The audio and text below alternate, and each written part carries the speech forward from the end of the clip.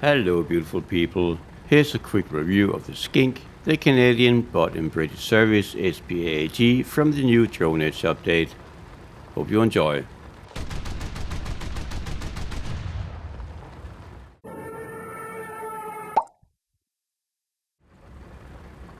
A quick overview is an M4A1 Sherman.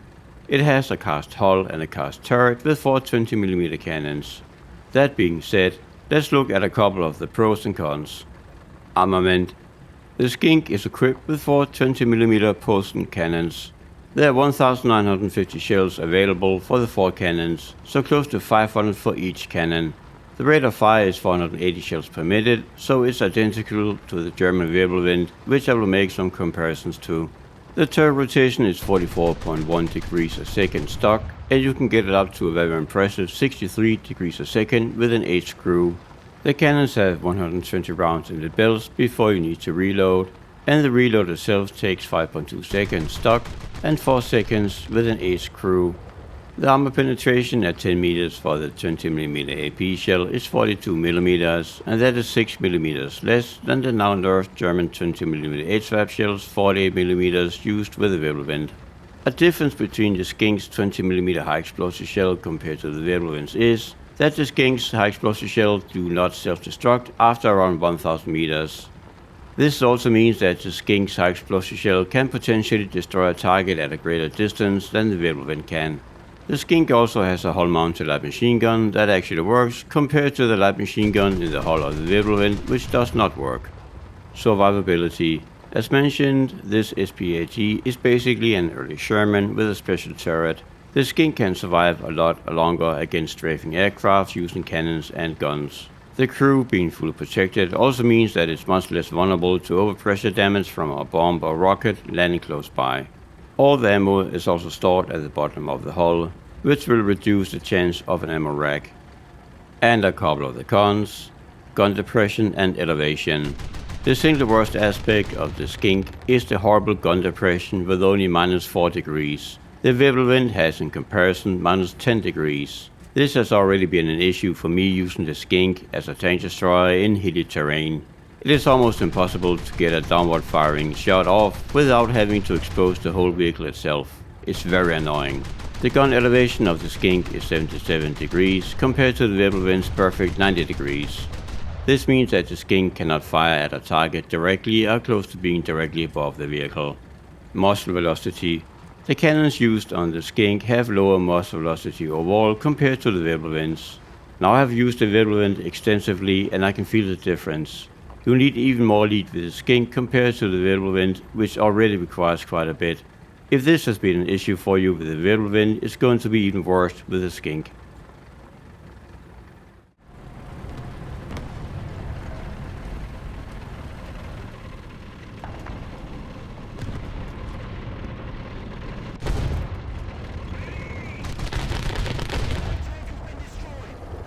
The Skink joins War Thunder at battle rating 4.7.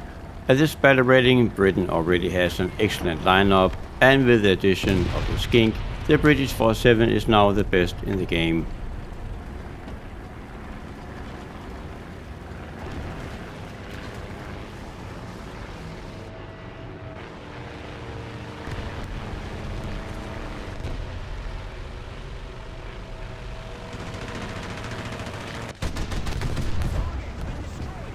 I initially thought that the Skink would have a higher battle rating, also to be in line with other British rank 4 vehicles and considering its potential. But this can of course change, we just have to see how it performs. And I would not be surprised if the Skink had its battle rating increased.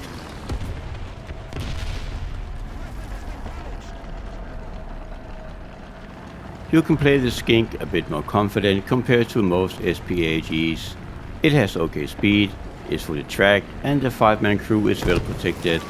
With this vehicle you can easily be with your fellow teammates up front or just slightly behind them.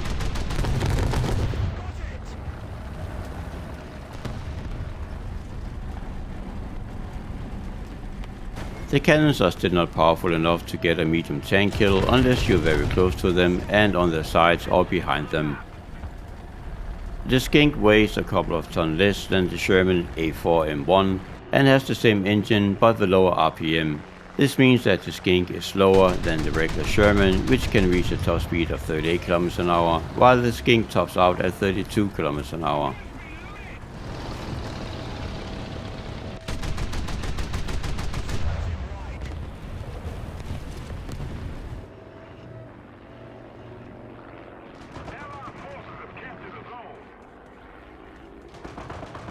The Skink can survive a lot more than the Wirbelwind in terms of incoming damage, but on anti-aircraft duty, the Wirbelwind is still the better vehicle. To me it seems a little sluggish. It could be the combination of the vehicle, the turret and the lower muzzle velocity that makes me say that. The cannons work fine, but as mentioned, you need a lot of lead in order to hit anything. You can play the Skink in ways I would not do with the Wirbelwind, but it comes at the cost of slightly worse AAA performance. In any case, it's a great and welcome addition to the British SPAAG line. And that was about it. Until next time, remember to deploy your dive brakes. Have a good one.